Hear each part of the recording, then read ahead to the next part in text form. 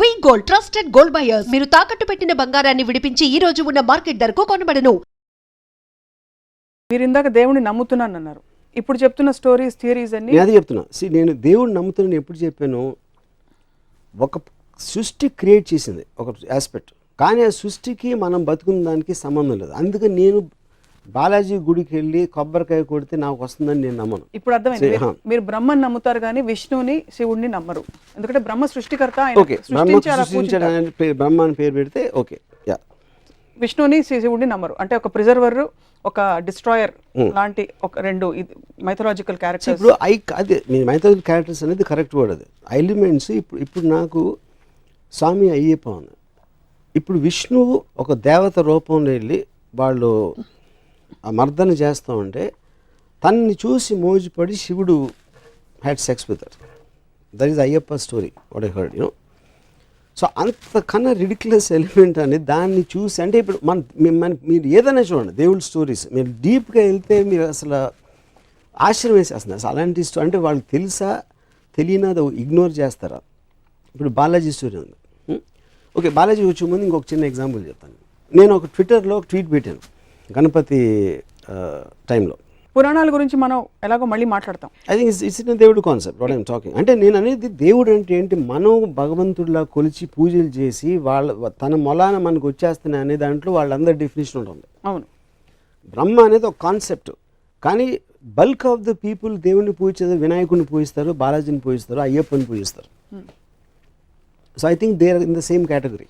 వర్మ గారి అభిప్రాయం దేవుడి గురించి అంటే ఆయన ప్రపంచాన్ని సృష్టించి వదిలేశారు, ఆయన పని అయిపోయినా ఆయన మూలను కూర్చున్నారు, అంతేనా? మనం అంటే ఇప్పుడు చేమలు ఉన్నాయి, దోమలు కూడా ఉన్నాయి, గొంగుళిపూర్లు ఉన్నాయి, బొద్దింకలు ఉన్నాయి. బొద్దింకలు ఎందుకు క్రియేట్ చేశారు? మనకి జలుబిచ్చే వైరస్ని ఎందుకు క్రియేట్ చేశాడు? మనుషుని క్రియేట్ చేసాడు, ఓకే, మనకు బాగానే ఉంటుంది కాబట్టి మనకు బాగానే ఉంది. బట్ అన్నిటినీ కూడా ఆ సృష్టి క్రియేట్ చేసింది. మీరు సినిమా కానీ మనిషిగా నాకు బొద్దింకలు దోమలు ఉండటం నాకు ఇష్టం లేదు. కానీ సృష్టి క్రియేట్, ఎందుకంటే నాతో సంబంధం లేకుండా తన ఇష్టం వచ్చినట్టు రకరకాల జీవరాశిని సృష్టించి పడేసాడు దేవుడు. ఓకే, సో అప్పుడు ఆ దేవుడికి నన్ను ఒక్కడనే బాగా చూసుకో, మిగతా అందరినీ పక్కన పెట్టేసి మిగతా జీవరాశులు అందరూ నాకు ఎందుకు అని కొబ్బరిగా కొట్టేస్తే నా పని చూసుకో అనే మనస్తత్వాన్ని దాని గురించి మాట్లాడుతున్నాను. సో ఇది భక్తులతో మీకు ప్రాబ్లం, దేవుడితో కాదైతే మీకు 100% మీకు భక్తులతో ప్రాబ్లం. రెండోది, మీరు జీవరాశులు ఎందుకు జలుబిచ్చే వైరస్ని క్రియేట్ చేస్తారంటే మీరు సినిమా తీస్తారు, కేవలం ఒక పోలీస్ని పెడితే సైకో మీరు సినిమా తీయచ్చు, మీరు సీరియల్ కిల్లర్ మీరు సినిమా తీయచ్చు. పోలీసులకు పని ఇవ్వాలంటే సీరియల్ కిల్లర్స్ ఉండాలి. కరెక్ట్. అలా మీకు పని పెట్టాలంటే, మనకు పని పెట్టాలంటే దేవుడు అన్ని రకాల జీవరాశుల్ని పెట్టి ఒక it's a play of various characters. You are speaking for him. What his intention is I don't know. You are putting words into God's mouth. Yeah. So, but it again still my answer stands for it. Whatever his intention is, he created. ఏది స్పెషల్గా చూడాల్సింది అని అవసరం దానికి లేదు, at least ఆ ఉద్దేశం లేదని చాలా క్లియర్గా తెలిసిపోతుంది. లేదంటారా? 100%. ఎందుకంటే ఇప్పుడు ఒక సునామీ వస్తుందండి, అది ఏమి విచక్షణ లేకుండా మొత్తం అన్ని రిలీజియన్, ఆడవాళ్ళని పిల్లల్ని అందరినీ చంపకుండా పోయింది. 2006లో 2.5 lakh పీపుల్ చచ్చిపోయారు. ఆ 2.5 lakh పీపుల్ ఒక కామన్ ఎలిమెంట్ ఆఫ్ ఉంటుంది అనేది నేను నమ్మను. దాని తర్వాత may their souls rest at peace అంటారు ఎవరు మనోళ్ళు. ఏది చేసింది యాక్ట్ ఆఫ్ గాడ్ అని లీగల్ డెఫినేషన్ ఉంది. Any kind of a natural calamity is called act of God. That is actual definition legally speaking. Okay, దేవుడు సృష్టించిన దాని వల్ల జరిగినది. అది జరిగినప్పుడు మీరు మీ మేనేజర్ తప్పు చేస్తాడు, లేకపోతే మీ గవర్నమెంట్ తప్పు చేస్తుంది, లేకపోతే మీ ఇంట్లో ఎవరో తప్పు చేస్తే మీరు ఇమీడియట్గా కోపం వస్తుంది. దానివల్ల ఒక హామ్ క్రియేట్ అయినప్పుడు, అంత పెద్ద హామ్ క్రియేట్ చేసిన దేవుడిని మాత్రం మీరు బ్లేమ్ చేయరు. ఎందుకు? భయం.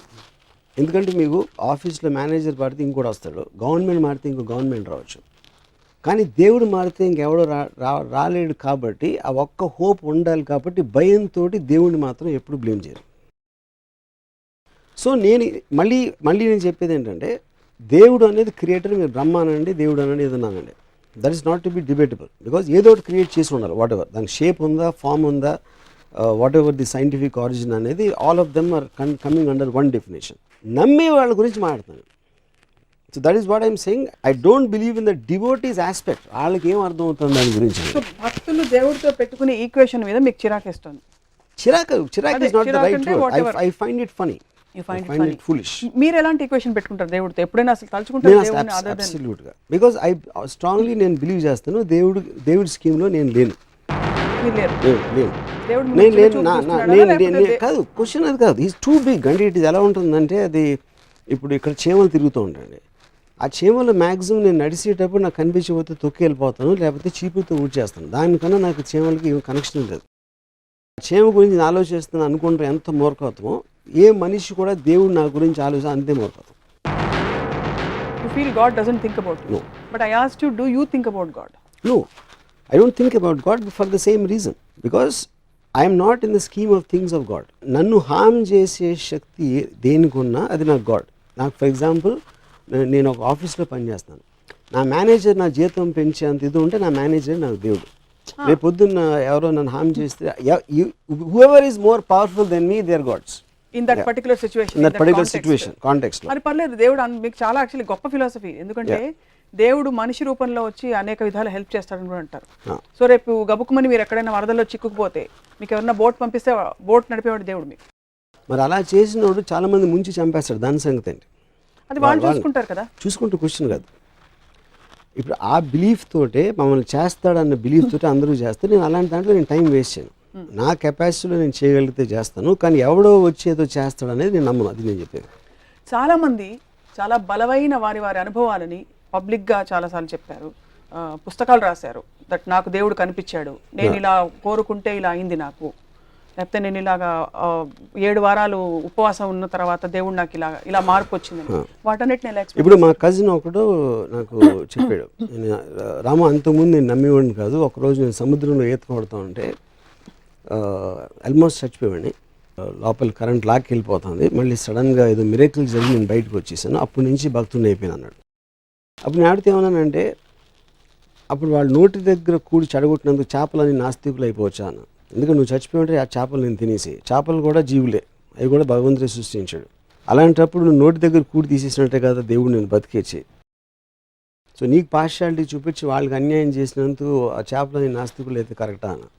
సో పాయింట్ అనేది, ఏది జరిగినా సమ్మన్ మీరు బెనిఫిట్, సమ్మన్ వోంట్ బెనిఫిట్. మీరు తిరుపతికి వెళ్ళి నాకు ₹1,00,000 డబ్బులు కావాలి మీరు చేసేని కొబ్బరికాయ కొడితే ఆ ₹1,00,000 ఎవరు జేబు నుంచి వస్తాయి, పుట్టిరావు. అది మళ్ళీ క్రియేట్ చేయరు ఎవరు. సో ఒకటి లాభం ఇంకోటి నష్టం అవుతుంది, ఇంకోటి లాభం ఇంకోటి నష్టం అవుతుంది. So that is the order of nature and balance. బాగుంది, అంతవరకు ఓకే, కన్విన్స్డ్.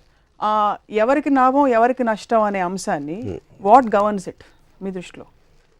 ఆర్డర్ అనే నష్టం అనేది మనం సెల్ఫ్ క్రియేటెడ్ దాంట్లో చేసాం. మనుషులు ఒక పర్టికులర్ టైంలో యానిమల్స్, దాని నుంచి ఒక ఫేజ్లో ఒక సోషల్ ఆంప్లెక్స్, చీమల నుంచి మనం complex and more advance form అవ్వచ్చు. ఒక సోషల్ ఆస్పెక్ట్లో రూల్స్ రెగ్యులేషన్స్ పెట్టుకుని సోషల్ వాల్యూస్, రిలీజన్ ఇలాంటి ఆస్పెక్ట్స్ తోటి మనం నిర్ణయిస్తాం మంచి చెడు, కష్టం, నష్టం అనే అదే complexity of society. That is not directly related to God. ఎందుకంటే జంతు జాతిలో బలంతో చంపుతాయి, దానికన్నా కాంప్లెక్స్ ఉండదు. కానీ ఇక్కడ మనకి వేరియస్ లాస్, కానీ లాస్ అంటే లీగల్ అంటలేదు, మనకు స్టిపులేషన్స్ ఉంటాయి, మనకు ఉన్న సోషల్ ప్రోగ్రామింగ్ ఉంటుంది. వాటన్నిటి మూలాల నుంచి మన ఆ ఆస్పెక్ట్ వస్తుంది. కానీ that is not directly related. ఆ సొసైటీ మనం ఫామ్ చేసాం కాబట్టి ఇప్పుడు ఇంత అడ్వాన్స్ అయ్యాం. But I don't think that is related to God. It's not related to God at all. అంటే నేను మళ్ళీ అంటే అదే, ఇప్పుడు యానిమల్స్లో ప్యాక్ యానిమల్స్ ఉంటాయి. ఒక యానిమల్ ఏమో దానం చదివి నడుస్తుంది, లోన్ యానిమల్స్. చీమలకు ఒక సొసైటీ ఉంటుంది, అలాగే తేనెటీగలకు ఉండొచ్చు, అలాగే మనుషులకు ఉండొచ్చు. రిలేటివ్గా మనుషులు చాలా అడ్వాన్స్ ఫామ్. కానీ అలాంటి ఎగ్జాంపుల్స్ అనేవి చాలా ఉన్నాయి, సోషల్ ఫార్మేషన్స్ ఆఫ్ క్రీచర్స్. ఆ ఆస్పెక్ట్లు చెప్తున్నాను. మళ్ళీ ఐల్ గో బ్యాక్. నాకు ఇంకా అర్థం కాలేదు ఒకటి, ఎవరికి న్యాయం జరగాలి ఎవరికి జరగకూడదు అనేది డిసైడ్ చేసేది న్యాయం అన్యాయం అనేది. అంటే దాని గురించి నేను చెప్పేది న్యాయం అన్యాయం అనేది. నేను ఎక్కడో కొట్టుకుపోతున్నాను, నేను చచ్చిపోతే ఇప్పుడు పులి జింక వెనకాల పరిగెడుతుంది, జింకను పట్టుకోగలిగితే తినేస్తుంది. అది ఉట్టి కేవలం కాదు, అది ఉట్టి కేవలం తన బలం. బలవంతుడు బలహీనుని చంపుతాడు అనేది natural order and Darwin's philosophy. The strong against the week, that's the whole point. ఎందుకు అలా చూస్తే మరి చాలా కెలామిటీస్ లో మనుషులు కూడా పోతున్నారు కదా. అప్పుడు కెలామిటీ అనేది బలం, కెలామిటీ అనేది టైగరు, మనుషులు అనేది జింకలు కెలామిటీలో. సో ఇక్కడ coming back to this, so బలవంతుడు బలహీనుని చంపుతాడు అనేది నేచర్స్ లా. దాన్ని సోషల్గా మనం రివర్స్ చేసి రూల్స్ రెగ్యులేషన్స్ పెట్టుకున్నాం. మంచి చెడు, కష్టం, నష్టం అనే అదే complexity of society. That is not directly related to God. ఎందుకంటే జంతు జాతిలో బలంతో చంపుతాయి, దానికన్నా కాంప్లెక్స్ ఉండదు. కానీ ఇక్కడ మనకి వేరియస్ లాస్ కానీ, లాస్ అంటే లీగల్ అంటలేదు, మనకు స్టిపులేషన్స్ ఉంటాయి, మనకు ఉన్న సోషల్ ప్రోగ్రామింగ్ ఉంటుంది, వాటన్నిటి మూలాల నుంచి మన ఆ ఆస్పెక్ట్ వస్తుంది. కానీ that is not directly related. ఆ సొసైటీ మనం ఫామ్ చేసాం కాబట్టి ఇప్పుడు ఇంత అడ్వాన్స్ అయ్యాం. But I don't think that is related to God. It's not related to God at all. అంటే నేను మళ్ళీ కాదు, అంటే అదే ఇప్పుడు యానిమల్స్లో ప్యాక్ యానిమల్స్ ఉంటాయి. ఒక యానిమల్ ఏమో దాని చదివి నడుస్తుంది, లోన్ యానిమల్స్. చీమలకు ఒక సొసైటీ ఉంటుంది, అలాగే తేనెటీగలకు ఉండొచ్చు, అలాగే మనుషులకు ఉండొచ్చు. రిలేటివ్గా మనుషులు చాలా అడ్వాన్స్ ఫామ్. కానీ అలాంటి ఎగ్జాంపుల్స్ అనేవి చాలా ఉన్నాయి, సోషల్ ఫార్మేషన్స్ ఆఫ్ క్రీచర్స్. ఆ ఆస్పెక్ట్లు చెప్తున్నాను. మళ్ళీ ఐ గో బ్యాక్. నాకు ఇంకా అర్థం కాలేదు ఒకటి, ఎవరికి న్యాయం జరగాలి, ఎవరికి జరగకూడదు అనేది డిసైడ్ చేసేది న్యాయం అన్యాయం అనేది దాని గురించి నేను చెప్పేది. న్యాయం అన్యాయం అనేది నేను ఎక్కడో కొట్టుకుపోతున్నాను, నేను చచ్చిపోతే చేపలకు తిండి అవుతుంది. ఇప్పుడు పులి జింక వెనకాల పరిగెడుతుంది, జింకను పట్టుకోగలిగితే తినేస్తుంది. అక్కడ అది ఉట్టి కేవలం కాదు, అది ఉట్టి కేవలం తన బలం. బలవంతుడు బలహీనుని చంపుతాడు అనేది natural order and Darwin's philosophy. The strong against the week, that's the whole point. ఎందుకు అలా చూస్తే మరి చాలా కెలామిటీస్ లో మనుషులు కూడా పోతున్నారు కదా. అప్పుడు కెలామిటీ అనేది బలం, కెలామిటీ అనేది టైగరు, మనుషులు అనేది జింకలు కెలామిటీలో. సో ఇక్కడ coming back to this, so బలవంతుడు బలహీనుని చంపుతాడు అనేది నేచర్స్ లా. దాన్ని సోషల్గా మనం రివర్స్ చేసి రూల్స్ రెగ్యులేషన్స్ పెట్టుకున్నాం.